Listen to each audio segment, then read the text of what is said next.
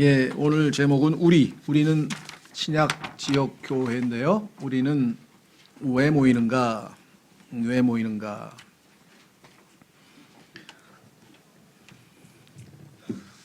제가 몇 번에 걸쳐서 자주 얘기를 했던 것 중에 하나가 왜 사느냐고 물으신다면 여러분 뭐라 그러겠어요?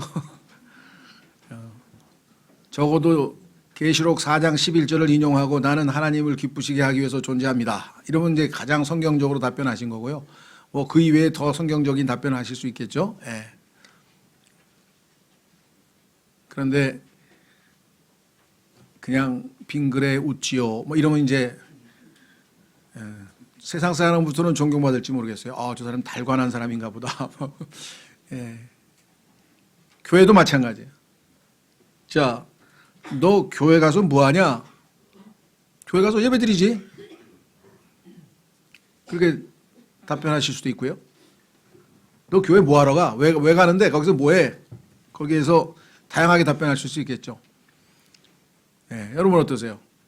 교회를 와서 모임에 참여하는데 그 목적의식이 뚜렷하냐? 뭐하러 내가 모였을까? 여기 와서 내가 무엇을 하는 것일까? 그것이 나의 삶에 무슨 의미가 있을까? 이것에 대해서 분명한 인식을 가지고 예배에 참석하는 거하고 습관적으로 너 뭐하러 교회 가냐? 야, 일요일이니까 가지. 일요일 날은 뭐하냐? 나 아무것도 할 일 없어. 교회 가야 하는 거야. 나 교회 가야 돼. 이렇게 답변을 들으면 그건 좀 뭔가 아닌 것 같죠? 네. 교회 밥 먹으러 가지. 가면 영적 양식도 주고 육적 양식도 주고 거기 배불러. 그래도 그 상당히 의미가 있는 말을 했네요. 다양한 이유로 아마 교회로 오실 것 같은데 성경에서 말씀하시는 이유는 더 있겠지만 그중에서 가장 기본적인 이유는 일단 이 네 가지로 한번 요약을 해볼 수가 있을 것 같습니다.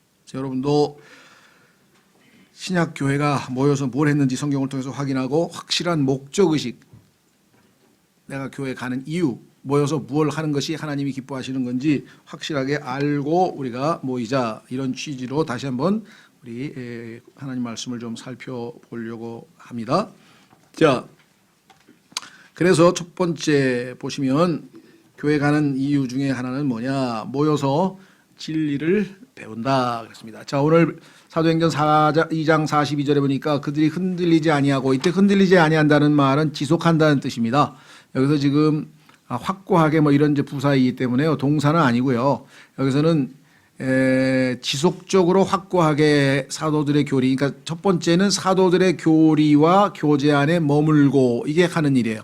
사도들의 교리와 그다음에 교제 안에 머물고, 이렇게 됐습니다. 첫 번째는 교리라 그래요. 교리. 자, 교회에서 제일 중요한 게 뭐냐? 교리. 교리라고 하는 것은 특정한 주제에 관한 진리입니다. 그러면 교회에 관한 교리, 그러면 교회에 관한 진리를 얘기하는 것이고요. 그래서 진리는 넓은 의미로 하나님의 말씀, 아버지의 말씀은 진리이니이다, 이렇게 성경이 얘기했죠. 그래서 하나님의 말씀 창세기부터 계시록까지 전체가 다 진리인데 그 중에서 이제 교회에 관한 진리, 그러면 교회에 관한 교리라 그러고요. 그걸 그다음에 종말에 관한 진리, 그러면 그건 종말론이라고 하는 종말론 교리가 되고요. 그래서 교리라고 하는 말은 특정한 주제에 관한 진리를 얘기할 때 쓰는 표현인데 제일 먼저 한 것이 뭐냐? 진리를 배우는 거다. 왜냐? 이 땅은 진리가 아닌 뭐 뉴스만 거짓 뉴스가 있는 게 아니에요. 거짓 교리가 지금 난무하고 있어요. 자, 확인해 보겠습니다. 디모데전서 4장. 디모데전서 4장.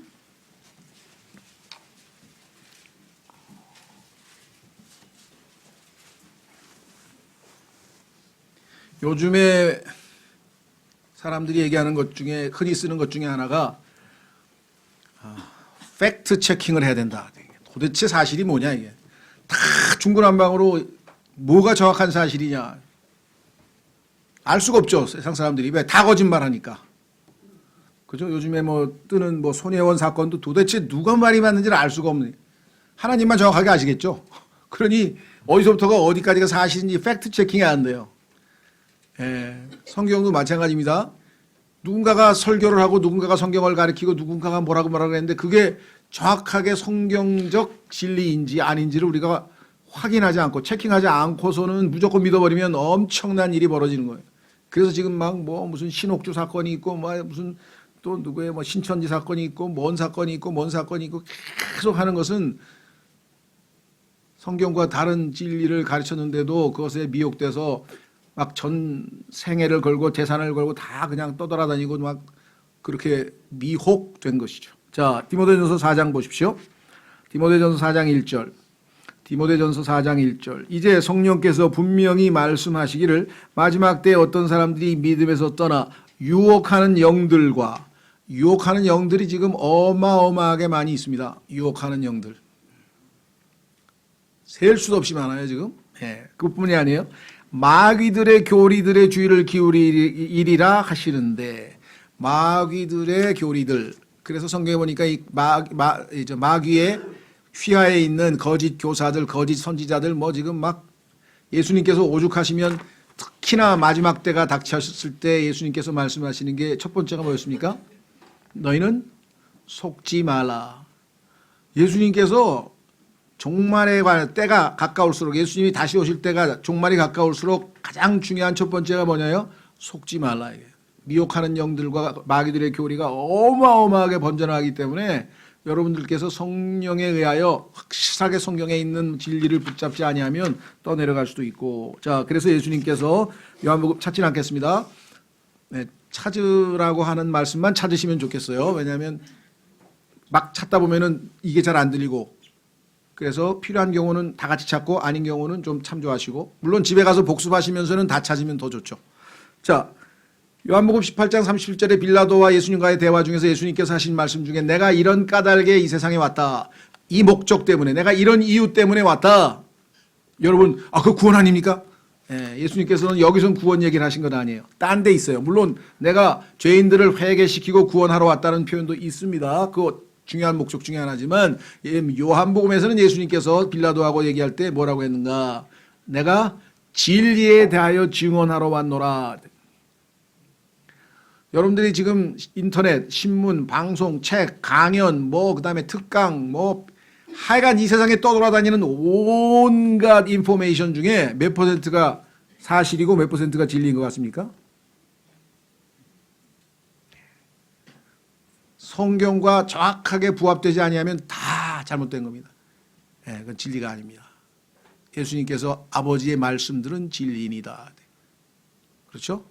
성경과 다른 이야기를 하면 다 진리가 아니기 때문에 예수님께서는 일단 이 땅에 있는 모든 사람들에게 진리에 대해서 증언하러 왔다라고 주님께서 선언을 하셨습니다. 예. 그래서 그 진리를 증언하신 예수 그리스도께서 머리 되신 분이시고 몸된 교회를 지상에 남겨놓으셨어요. 왜 주님께서 몸된 교회를 지상에 남겨놓으셨는가? 여러 가지 이유가 있겠죠.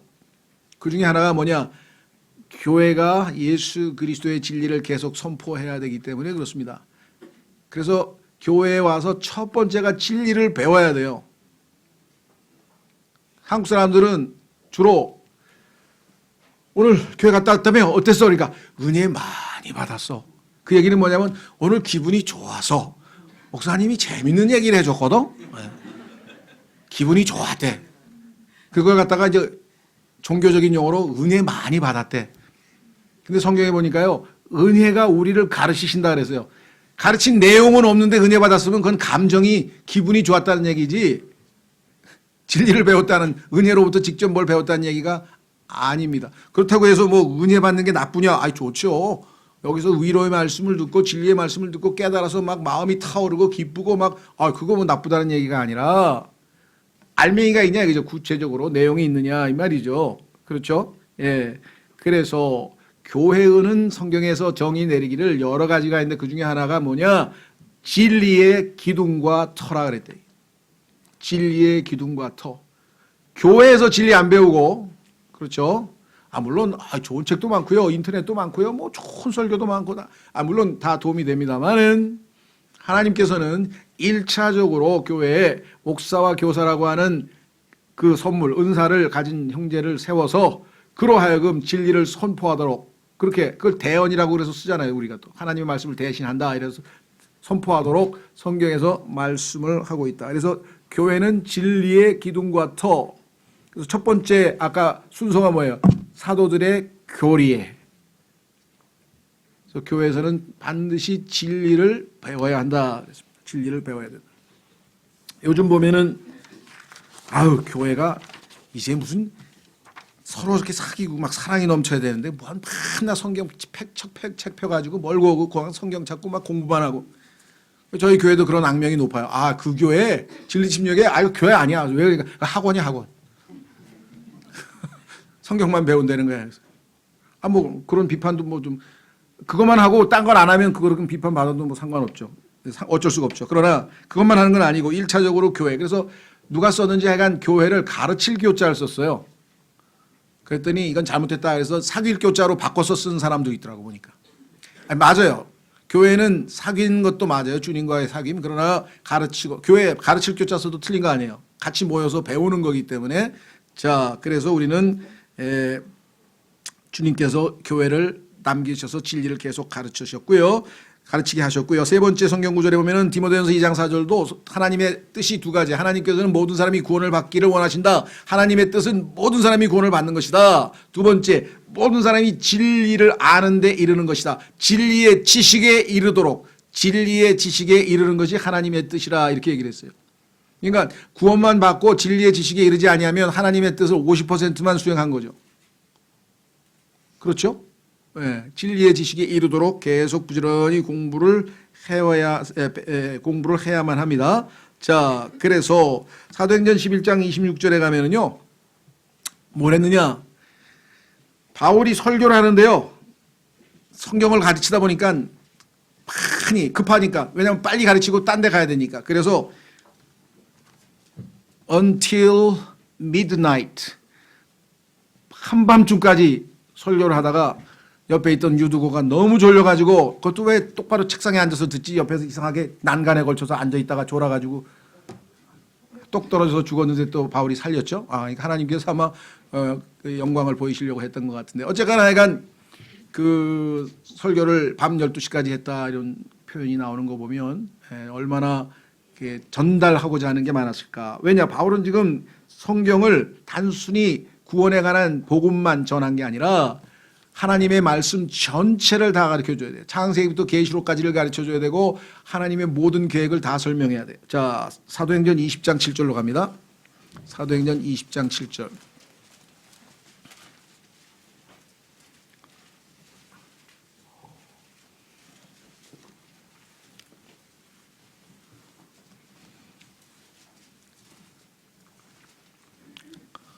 아, 20장 7절이 한밤중까지 했다는 얘기네. 제가 예. 거기 보면은 주의 첫날에 제자들이 빵을 떼려고 함께 오니 바울이 이튿날 떠나려고 준비한 채 빨리 가야 되니까 그래서 시간이 없어서 그들에게 말씀을 선포하며 계속해서 한밤중까지 말을 하니라. 그래서 성경 공부를 엄청나게 길게 했네요. 자, 그 다음에 27절로 가면요. 27절. 그러므로 너희 자신과 온 양떼에게 주의를 기울이라. 성령님께서 너희를 그들의 감독자로 삼으사 하나님의 교회 곧 그분께서 자신의 피로 사신 교회를 먹이게 하셨느니라. 28절이죠 이거. 네, 27절. 죄송합니다. 이는 내가 지금까지 회피하지 아니하고 하나님의 모든 계획을 너희에게 밝히 말하였기 때문이라. 이게 지금 얼마나 중요한 것인가. 많은 사람들이 성경의 어떤 특정 부분에 자기가 전공 분야라 그러면서 뭐 그냥 그 부분만 그냥 1년 내내 매년 로마서를 강의하면은 매년 그럼 로마서 하는데 거의 1년 가까이 걸릴 텐데 그러면 성경 다 다른 거 하나도 안 배우고 로마서만 배우다가 그냥 끝나나요? 창세기부터 계시록까지 골고루 해서 우리가 다 배워야죠. 음식도 편식을 안 해야 되는 것처럼 하나님의 말씀. 그래서 저희는 그동안에 좀 소홀히 했던 역사서, 그래서 우리 사사기부터 시작해가지고 역사서를 우리가 이 룻기까지 했고요. 그 다음에 이제 또 시가서, 지금은 잠언과 전도서를 좀 시가서도 하고요. 이제 조금 어렵지만 소선지서를 포함해서 또 과거 했습니다마는 빼놓고 또 안 한 부분도 있고 하여간 기회 되면은 골고루 다 성경의 모든 부분들을 다 공부를 합니다. 그래서 여기서 중요한 거는 바울은 일부 특정한 주제에 대해서만 가르친 것이 아니라 이는 내가 지금까지 회피하지 아니하고 하나님의 모든 계획을 너희에게 밝히 말하였다라고 말씀했습니다. 그래서 여러분들이 몇 가지를 알고 다 됐다 하면 안 되고요. 하나님의 모든 계획을 분야별로 다 두루두루 열심히 공부를 하자 이렇게 됐습니다. 진리를 배우자. 그래서 거기 두 번째 보니까 에베소서 4장 11절에서 15절 가보겠습니다. 거기에 이제 이 일을 위해서 하나님께서 구체적으로 어떻게 실천하도록 하셨는가, 이것이 성경적 방법이다 이 말이죠. 에베소서 4장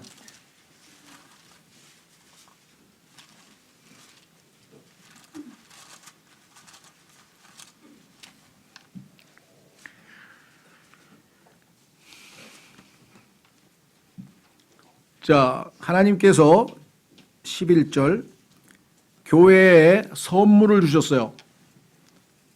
머리 대신 예수님께서 하늘로 올라가시면서 승천하시면서 남아있는 주님의 몸된 교회에게 선물들을 주셨는데 그 선물들 중에서 자 보십시오. 11절 그분께서 더러는 사도들을 여러 명 주셨고 그 다음에 더러는 대언자로 특히 예언 관련되겠죠. 세 번째 더러는 복음 전도자로 전 세계에 복음을 전하러 다니고 그 다음에 더러는 목사 겸 교사로 주셨으니 교회를 돌보는 일과 가르치는 일은 동전의 앞뒷면으로 자 그래서 목사 겸 교사로 주셨으니 목사라고 하는 것은 먹이는 일인데요. 이 먹이는 일이 가르치는 일과 연결되어 있습니다. 성경을 배우지 아니하고 어떻게 먹습니까? 성경을 배우는 것은 머리로 배우지만 그거를 잘 소화해서 잘 씹어서 먹으면 그거는 목사로서 역할을 한 거죠. 그래서 잘 풀어서 설명을 해서 알아듣도록. 자 12절 왜 이렇게 하나님께서 주님의 몸된 교회에게 목사 겸 교사를 주어서 하나님의 말씀을 가르치도록 했을까? 마침내 우리가 다 믿음과 하나님의 아들을 아는 것에서 하나가 돼요. 다 하나가 되기 위해서 완전한 사람에 이르고, 예수님은 완전하신 분이에요. 머리는 완전한데 지금 몸은 아직 완성되지가 않았기 때문에 완전하지 않죠. 그런데 머리도 몸도 완전하게 되면 이제 완성되는 겁니다. 완전한 사람에 이르고 그리스도의 충만하심에 장성한 분량에까지 이르리니. 그래서 잘 성장해서 성숙해지면 목적이 뭐냐? 14절 이것은 우리가 이제부터 더 이상 아이가 되지 아니하여 어린아이에 계속 머물러 있는 교회에 고린도전서에서 얘기했고 히브리서 5장에서 얘기했고 성경 곳곳에서 아직도 너희가 젖을 먹어야 하니 어찌 미뇨 어찌 성장하지 아니하냐라고 계속해서 얘기하고 있는 것을 보게 되면 더 이상 아이가 되지 아니하여, 그러니까 어른으로 성장한다 이 말이죠. 사람들의 속임수와 몰래 숨어서 속이려 하는 자들이 사용하는 간교한 술수로 말미암아 교리의 모든 바람에 이리저리 흔들려 밀려다니지 아니하고. 왜 사람들이 교리에 흔들려 밀려다녀서 이리 왔다 저리 왔다 저리 갔다 이리 왔다 왜 그러냐? 속는 거죠. 영적으로 어린아이니까. 그래서 몰래 숨어서 속이려고 하는 마귀의 사역자들이 여기 있다 그랬잖아요. 간교한 술수로 말미암아. 그래서 이상한 교리들을 얘기해요. 지금도 정말 인터넷 가면은요, 인터넷에서 가르치는 성경 공부 중에서 정말 모르겠어요. 제가 봐도 아무리 저기 해도 아마 절반은 다 가짜예요. 성경하고 어긋나는 내용들을 막 그냥 사실인 것처럼 막.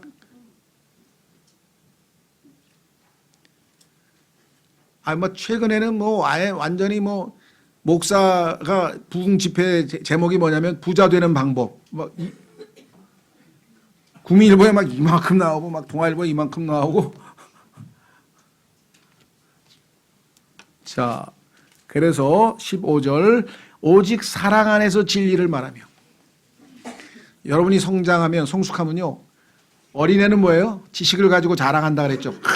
내가 최고야 내가 최고야 내가 이렇게 많이 한다니까 내가 이렇게 많이 알아. 내가 성경을 몇 번 읽었는데 이거 자랑하는 사람은 성경에서 뭐예요? 어린아이라 그랬죠. 어린아이는 우쭐대고 자랑하는데 성장한 사람은 그 진리를 사랑으로 말합니다. 진리를 사랑 안에서 말하여 모든 일에서 그분 안에 이르도록 성장하게 하려 함이라. 예수 그리스도처럼 변하지 않은 채 성경 공부하면요 대단히 죄송합니다. 안 하는 게 나아요. 예수님을 닮아가기 위해서, 예수님을 조금이라도 배우기 위해서 성경은 나에 대하여 증언하신 거라 그랬잖아요.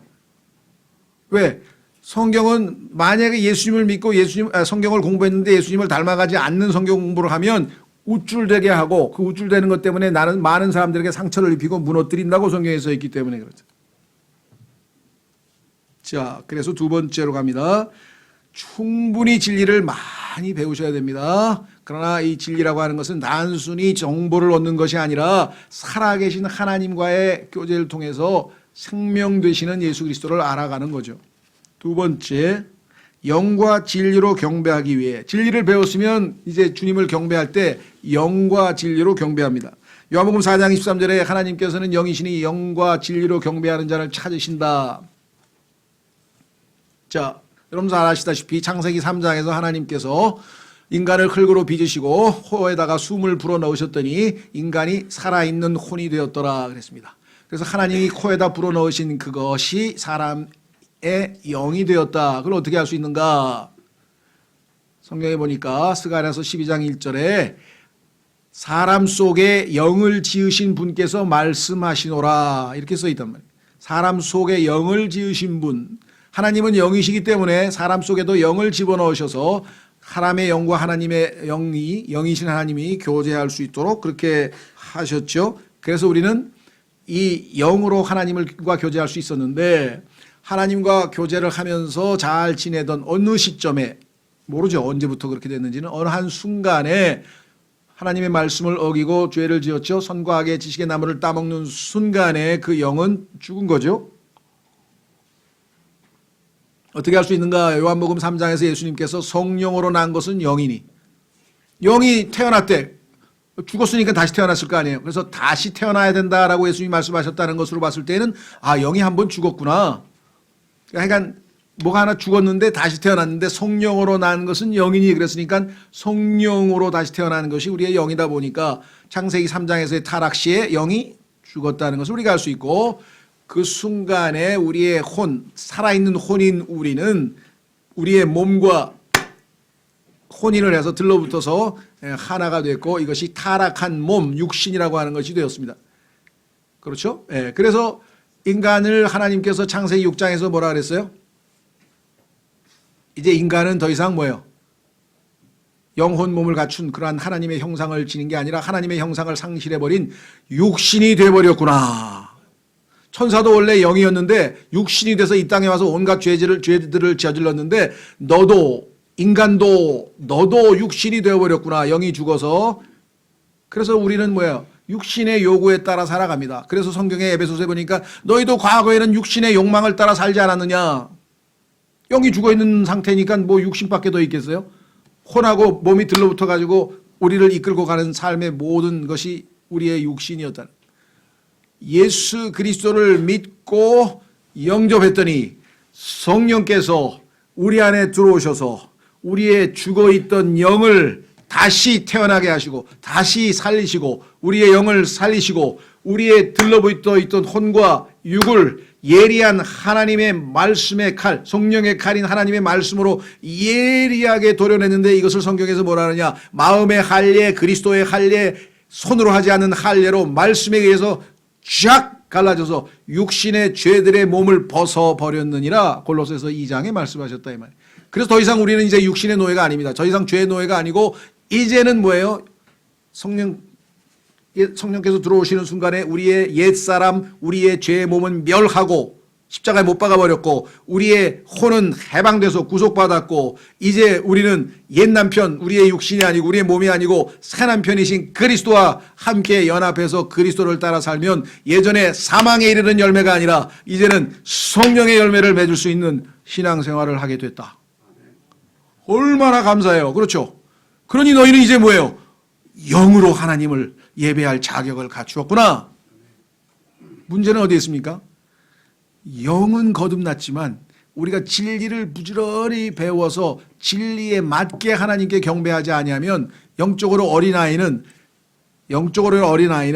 영은 살아있지만 실제적으로는 진리에 입각하지 않고 엉터리로 예배를 드린다 이 말이에요. 규칙을 안 지키고 제멋대로 한다 이 말이에요. 그렇죠? 따라서 우리는 부지런히 진리를 배우는 목적은 진리 자체의 목적이 아니라 영과 진리로 하나님께 경배한다. 자, 마태복음 15장으로 갑니다. 찾겠습니다. 마태복음 15장 8절.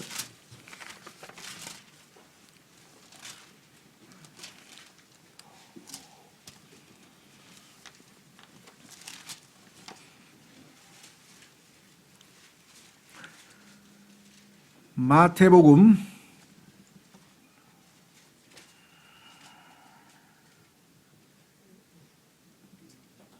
자, 예수 그리스도께서 이렇게 지금 이야기를 하시는데 우선 문맥을 보기 위해서 1절부터 보겠습니다. 마태복음 15장 1절. 그때 예루살렘에서 온 서기관들과 바리새인들이 예수님께 나와 이르되 당신의 제자들은 어찌하여 장로들의 전통을 범하나이까? 전통 얘기가 나왔어요. 그들이 빵을 먹을 때 손을 씻지 아니하나이다 하거늘 그분께서 그들에게 대답하여 이르시되 너희는 또한 어찌하여 너희 전통으로 하나님의 명령을 범하느냐. 전통으로 하나님의 명령을 범하면 이거는 영과 진리로 경배하는 게 아니라고 지금 주님께서 헛되이 경배한다고 지금 말씀하시고 있어요. 보세요. 하나님께서 명령하여 이르시되 내 아버지와 어머니를 공경하라 하시고 또 아버지와 어머니를 저주하는 자는 반드시 죽일지니라. 이게 율법에 이렇게 써놨는데 너희는 이르되 하나님의 말씀을 무시하고 뭐라고 얘기하느냐. 누구든지 자기 아버지나 어머니에게 말하기를 무엇이든 내가 드려 부모님을 유익하게 할 것이 예물이 되었나이다 하기만 하면 자기 아버지나 어머니를 공경하지 않아도 의무를 면제받으리라 하여 너희 전통으로 이같이 하나님의 명령을 무효가 되게 하였느니라.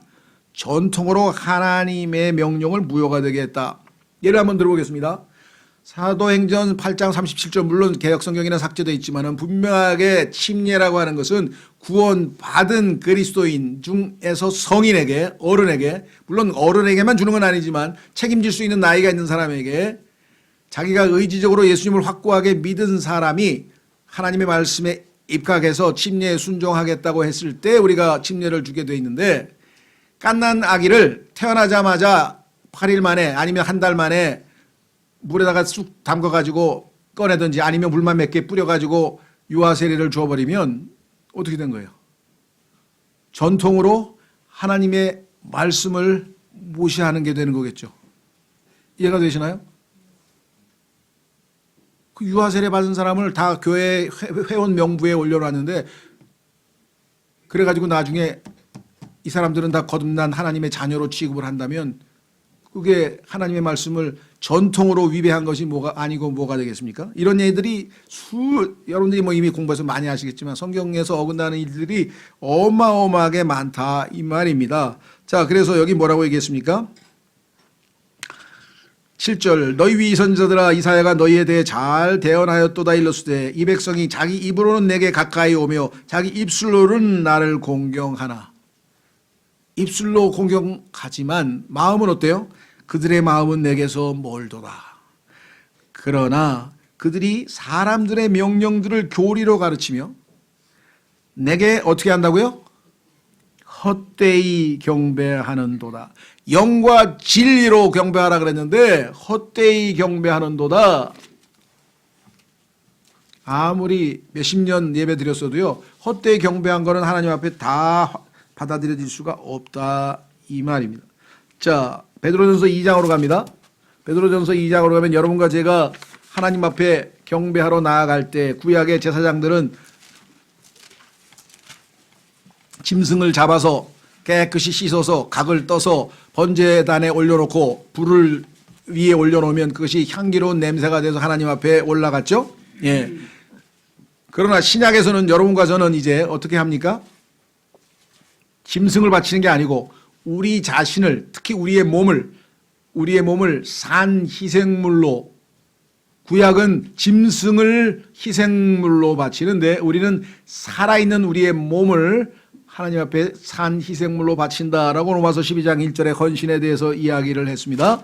자, 뿐만 아니라 몸만 바치는 게 아니라 베드로전서 2장으로 갑니다. 베드로전서 2장 4절 참으로 사람들에게는 거부당하였으나 하나님께는 선정받은 돌 곧 보배로운 산돌이신 그분께 나와 그분께 나오는 게 경배의 첫 단계예요.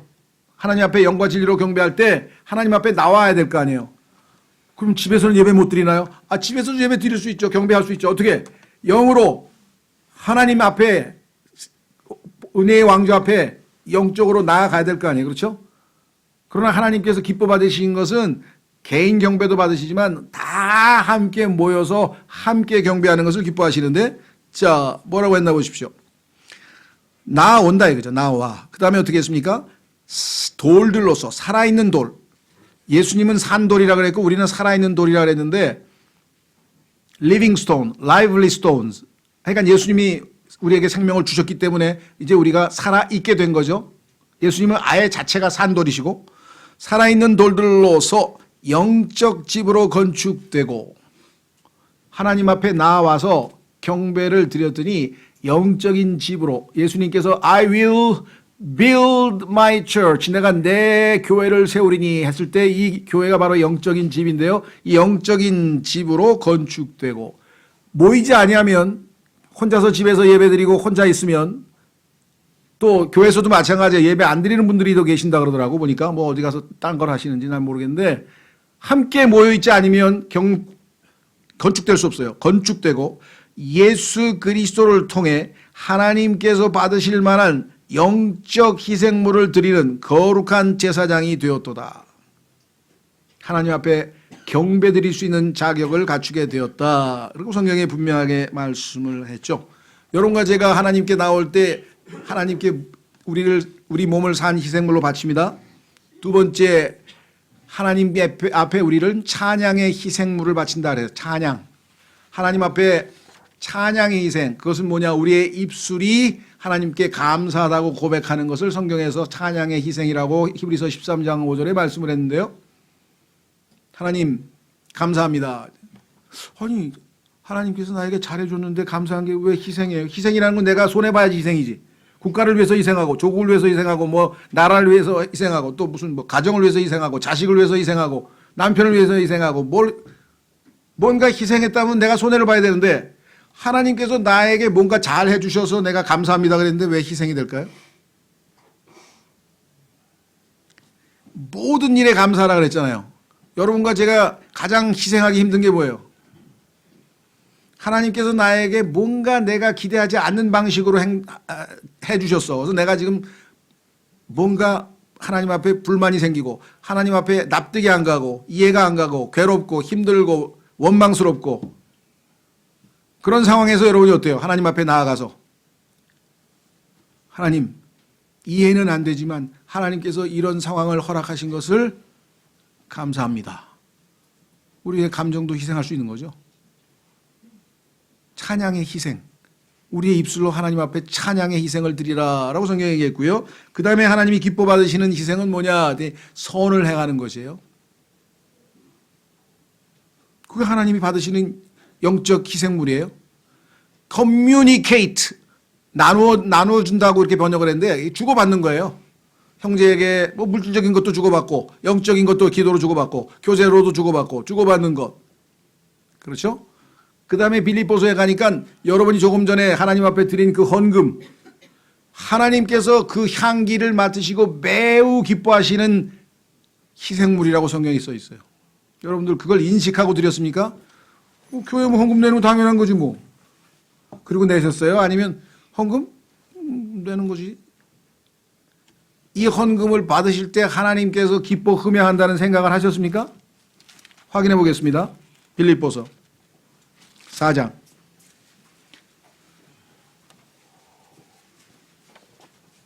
얼마나 감사한지요. 여기서 하나님께서 많이 내는 것만 기뻐하느니라 이렇게 하셨는데,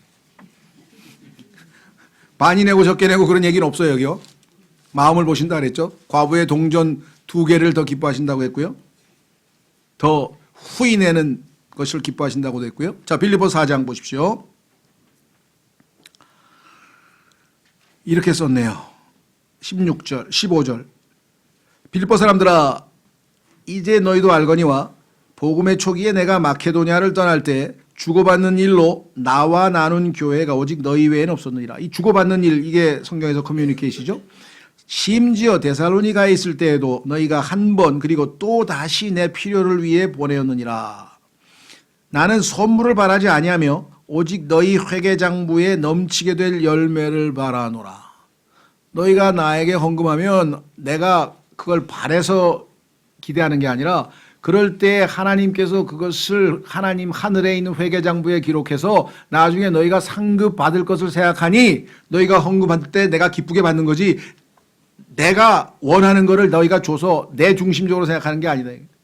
너희가 나에게 헌금하면 물론 감사하지만 더 중요한 거는 그것으로 인해서 너희가 나중에 하나님께 받을 상급을 생각하니까 너무 기쁘다. 이런 차원으로 신앙생활하면 얼마나 좋을까요? 그렇죠? 아, 저 형제가 나에게 헌금을 했어. 근데 야, 고맙다. 그것도 괜찮죠. 감사하다. 그런데 그 형제가 나중에 그걸로 인해 하나님께 상급 받을 것을 생각하니까 너무 기쁘대요. 여기 써 있잖아요. 열매를 바라노라. 오직 내게는 모든 것이 있고 또 풍부하니라. 에바 브로디도 편에 너희가 보낸 것들을 받았으므로 내가 풍족한데 이것은 달콤한 냄새의 향기요. 하나님 앞에 번제 헌물에서 희생 제물을 바칠 때 그 고기 타는 냄새가 쫙 올라가죠. 예. 실감 안 나면 이따 점심시간에 여기 한번 가보세요. 고깃집에 옆에 가시면 그냥 향기가 쫙 올라오는데, 그렇죠? 예. 7층에 가면 냄새 올라와요. 7층 공원 옥상에 가면 이렇게 냄새 계속 올라오죠. 냄새의 향기요. 받으실 만한 희생물이며 하나님을 어떻게 한다고요? 매우 기쁘게 한 것이니라. 여러분, 성경에 보니까요, 하나님을 기쁘시게 하는 것이 몇 개 있어요. 6, 7개가 있는데 그 중에서 매우 기뻐하시는 게 한 2, 3개밖에 없어요. 그 중에 하나가 여러분과 제가 하나님께 물질을 바치는 거예요. 왜 그럴까요? 아담은요, 자기 것을 놓지를 않아요. 내 것을 희생하고 내 물질을 희생하고 하나님께 바쳤다는 것은 하나님 보시기에는 아주 크게 칭찬할 만한 일이야. 네가 먹어야 되는 건데 나한테 바쳤냐? 네가 써야 되는 걸 나한테 바쳤냐? 여러분, 생각 어떠세요? 네. 하나님께서는요, 인간을 아시기 때문에, 인간이 이 물질에 대한 집착을 너무나 잘 아시기 때문에 매우 기뻐하신다라고 성경에 기록을 했습니다. 자, 그리고 이방인들이라고, 복음을 전해서 이방인들을 하나님 앞에 헌물로 드리는 일이 내가 할 일이다라고 바울이 로마서 15장에, 그러니까 6가지 영적 희생물을 하나님 앞에 바치는 것, 이게 우리가 와서 하나님께 해야 될 일이다 이거지.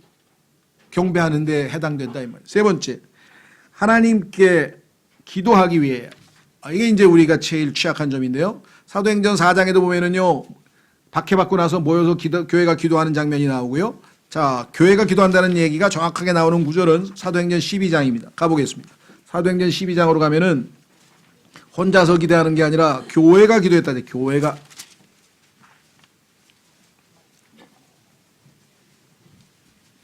사도행전 12장 5절.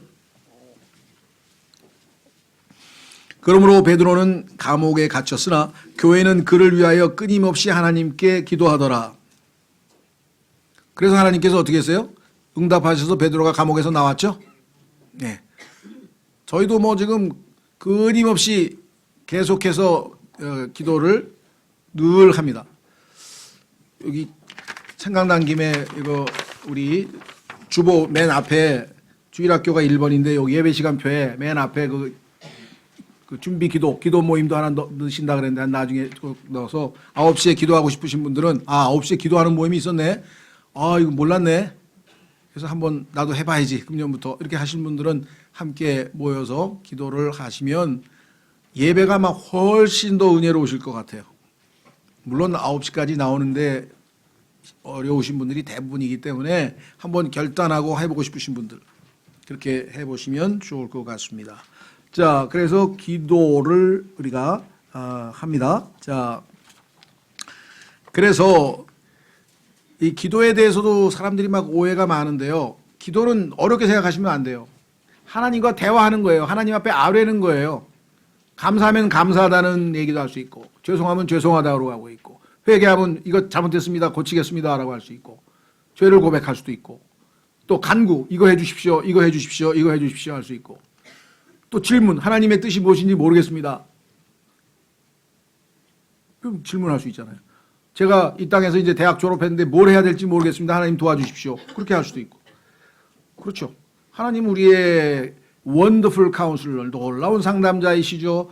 그렇죠. 우리의 변호자이시죠. 우리의 중보자이시죠. 다 그분을 찾아가서 컨설트를 해야지 뭐 제일 중요한 게 기도잖아요. 그렇죠? 마찬가지입니다. 여러분들 교제할 때도 이 교회에 부족한 점이 많습니다. 뭐가 안 되고 뭐가 안 되고 뭐가 안 되고 교제하고 비판하는 것도 좋아요. 문제는 뭐냐? 그 비판 자체로 끝나면 그냥 불평으로 끝나는 거예요. 그게 아니라 그러니 우리 함께 이 부족한 점을 위해서 기도합시다. 그래 기도하는 거죠. 자, 그래서 기도하는 교회 왜? 하나님의 뜻은 하나님께서 기도를 통해서 이루시기를 원해요. 하나님이 알아서 하실 수 있지만 그렇죠. 기도를 했는데 하나님의 뜻에 맞는 기도를 했어. 그럼 하나님이 얼마나 기쁘게 그 일을 수행하시겠어요. 우리에게 하나님의 사역에 동참할 수 있도록 해주시는 거잖아요. 기도를 했는데 하나님께서 그 기도를 들으셔서 뜻을 이루셨다 그러면 얼마나 우리가 영광스러운 사역이 되겠느냐라고 우리가 생각합니다. 그 중에서 한 구절 읽고 그 다음 마지막 가겠습니다. 로마서 15장 30절. 로마서 15장 30절 가면은요, 특히 여러분들이 기도해야 될 것 중에, 특히 모여서 같이 기도해야 될 것 중에 여러분들이 제일 중요한 기도는요, 말씀의 사역자들을 위해서 기도를 해 주셔야 됩니다. 그 사람들이 제일 시험을 많이 당하기도 하고요. 하나님의 말씀 사역이, 즉 진리를 가르치는 사역이 올바로 되지 아니하면 나머지 것들이 다 무뎌지죠. 로마서 15장 30절 형제들아 이제 내가 주 예수 그리스도로 인해 성령의 사랑으로 인해 너희에게 간청하노니 너희는 기도 가운데 나와 함께 분투하며 나를 위해 하나님께 기도하여. 그래서 사역자들은 항상 어디 가든지 기도 부탁을 하고요. 그 기도를 통해서 지금까지 사역은 이루어져 왔습니다. 하나님께서. 자, 마지막으로 네 번째 교제인데요. 자, 히브리서로 가겠습니다. 히브리서 마지막 부분 10장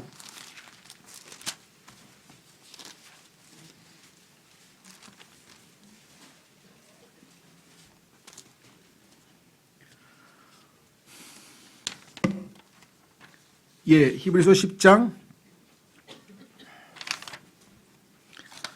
21절부터 보겠습니다.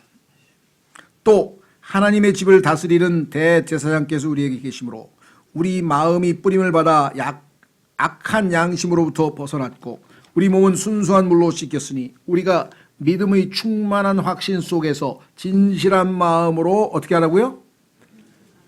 가까이 다가가자. 하나님을 경배하는 것은 진실한 마음으로 하나님께 가까이 다가가는 것에서부터 시작이 된다. 아까도 그 산돌에게 나와라고 아까 베드로전서 읽을 때도 우리가 확인했었죠. 자, 그 다음에 구체적으로 보겠습니다. 약속하신 분께서 신실하시니 우리의 믿음의 고백을 흔들림 없이 굳게 잡고, 자, 우리의 믿음의 고백을 흔들림 없이 굳게 잡고, 자, 그 다음 보세요. 서로를 살펴보아. 교회 와서 진리를 배우고 영과 진리로 하나님께 경배하고 함께 기도하고 그 다음에 마지막으로 서로를 살펴보아. 무슨 일 없었나? 어디 아프시진 않았나? 뭐 등등등등. 사랑과 선한 행위에 이르도록 격려하며. 자, 그러니까 살펴보고 격려하는 것.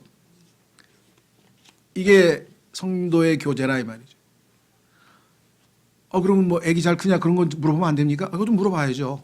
다 자연스럽게 하되 그 중에서 이 가장 중요한 거 사랑과 선한 행위에 이르도록 격려하는 거예요. 요즘에 어떻게 기도 생활 잘 되십니까?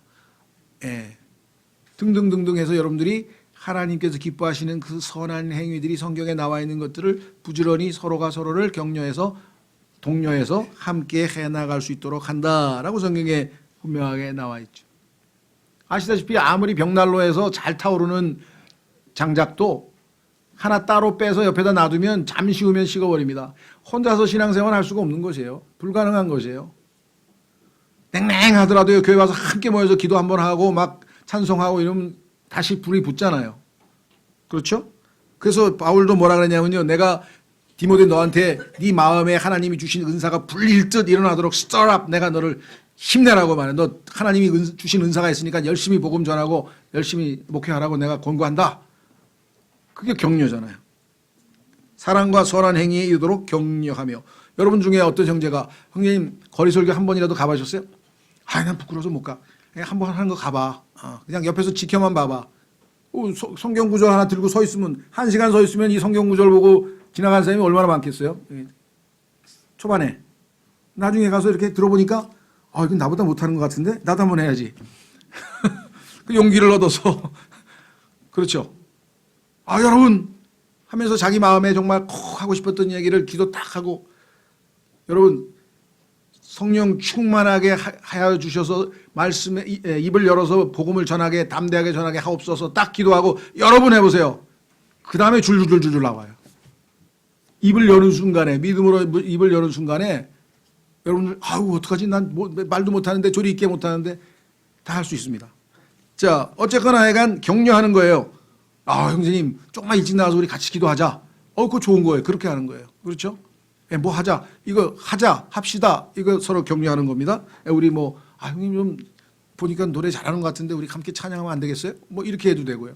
뭐가 됐든지 간에 하여간 사랑과 선한 행위에 이르도록 격려하며 25절 어떤 사람들의 습관과 같이 우리의 함께 모이는 일을 패하지 말고 함께 하는 것을 패하지 말라. 모이라 그랬죠.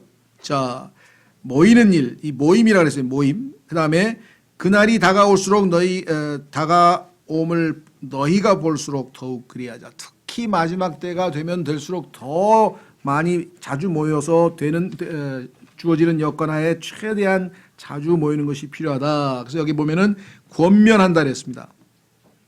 서로 권면한다는 얘기는요. 아까도 얘기한 그런 거예요. 격려, 권면, 도살핌 이게 다 따로따로 되는 게 아니라 한꺼번에 우리가 그죠? 힘을 실어주고 격려하고 이렇게 하는 것이 바로 우리의 진정한 교제다라고 성경에 분명하게 말씀을 했습니다. 그렇죠? 우리가 주일날 귀중한 시간을 내서 여기에 모여서 하는 것은 바로 이것입니다. 이것 이외에 뭐도 필요하다면 그럼 교회에서 탁구 치면 안 되나? 탁구 치세요. 탁구도 치고요. 하고 싶은 거 다 하셔도 돼요. 다 해도 되지만 가장 기본적으로 성경에서 우리에게 원하시는 하나님께서 우리가 모여서 assembly 하나님 앞에 congregation 회중으로 모여서 하기를 기뻐하시는 것은 바로 이 네 가지다. 그래서 이 네 가지에 대한 확실한 우리가 목적 의식을 갖고 그렇게 앞으로 계속 모이는 일을 꾸준히 지속했으면 좋겠습니다. 다 같이 기도하겠습니다.